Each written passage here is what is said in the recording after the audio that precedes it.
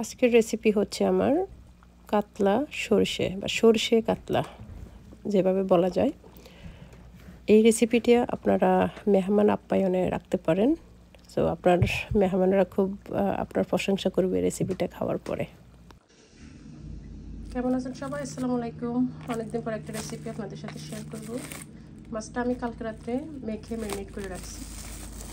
এখানে আমি দিছি হলুদ, মরিচ, লবণ দিয়ে মেখে রাখছি। এখন ভেজে নিব। সরষের তেল দিয়ে ভাজতে হবে। তো এখানে দেখতে পাচ্ছেন আমি মাছটা ভাজা শুরু করে দিলাম। মাছটা লাল লাল করে ভেজে দেবো। এখানে নিলাম আমি কিছু আস্ত গোটা মশলা। এর মধ্যে আছে এখানে সাদা সরিষা মানে হলুদ সরিষা, কালো সরিষা, জিরা, রসুন, কিছু শুকনো মরিচ, এখানে ধনিয়া, গোটা ধনিয়া, গোলমরিচ, আর এখানে আছে পেঁয়াজ আরও আছে। এটা হচ্ছে আদা, কাঁচামরিচ, আর এখানে কিছু পেঁয়াজ আমি ভেজে নিয়েছিলাম। তো এই পেঁয়াজটা আমি ব্লেন্ডার করে নিব।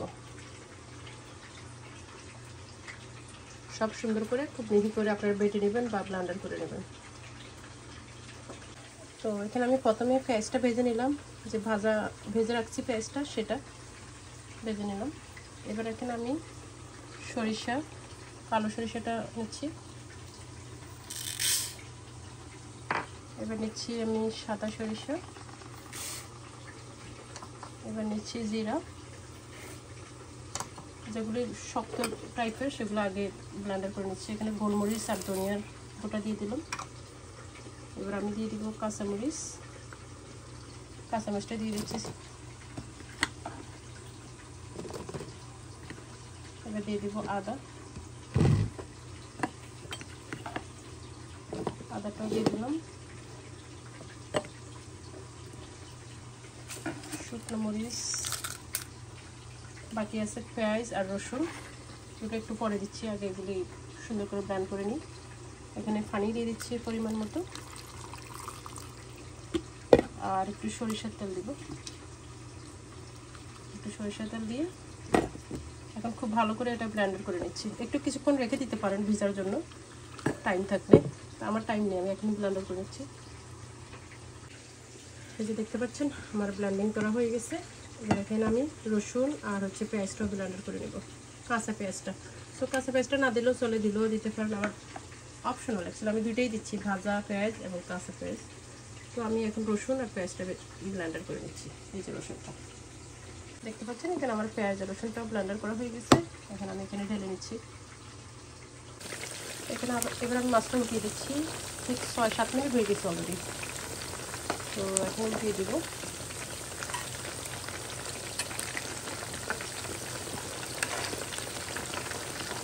এখনো হয়নি, আরও হবে।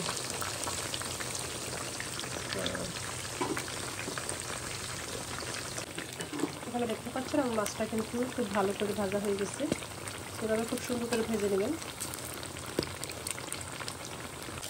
দেখতে পাচ্ছেন আমি সেকেন্ড হাফটা দিয়ে দিলাম। আমি এখানে আপনাদেরকে একটা টিপস দিচ্ছি, যেটা কিনা মাছটা এই যে স্কিনটা আছে, স্কিনের সাথে যখন স্কিনটা লাগানো থাকে তখন এটার সাথে স্টিক হয়ে যায়, মানে লেগে যায়। তখন এটা সহজ আর খোলা যায় না। তখন আমি সিজার দিয়ে কেটে নিচ্ছি। আদারওয়াইজ এটা টোটালি খুন্তি দিয়েও কাটতেছি না, সিজার দিয়ে কেটে নিচ্ছি। তো এখানকার ধাপটা আমি স্কিনের সাথে স্কিনটা লাগাইনি। দেখেন আমি মাছের সাথে স্কিন লাগাইছিলাম। তো এখন মনে হচ্ছে না লাগবে। এই যে মাছের সাথে দেখতে পাচ্ছেন, মাছের সাথে স্কিনের সাথে স্কিন না, আশা করে বলছি।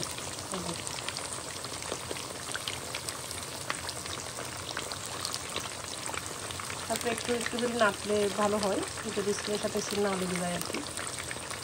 তো এটা খুবই ঝামেলা, যদি স্কিনের সাথে স্কিন লেগে যায় খোলাই যায় না সহজে।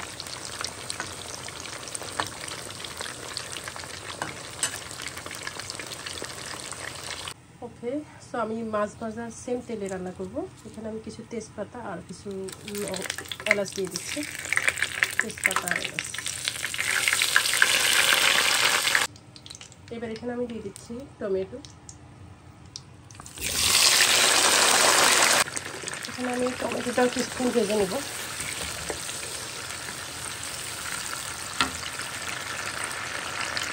এবার দিয়ে দিব আমি কিছু হলুদের গুঁড়ো,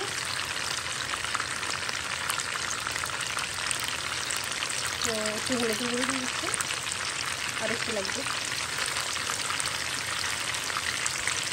আর দেবো হচ্ছে কাশ্মীরি চিলি পাউডার, তো কাশ্মীরি লাল মির্চের গুঁড়ো, আসলে লাল মির্চের গুঁড়ো দিলে হবে।